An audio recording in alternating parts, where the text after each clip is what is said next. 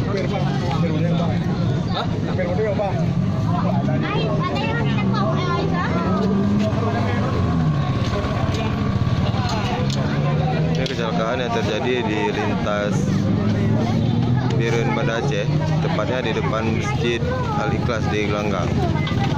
Kecelakaan terjadi antara bus mobil minyak Pertamina dengan mobil minibus dari Honda 88 Birun.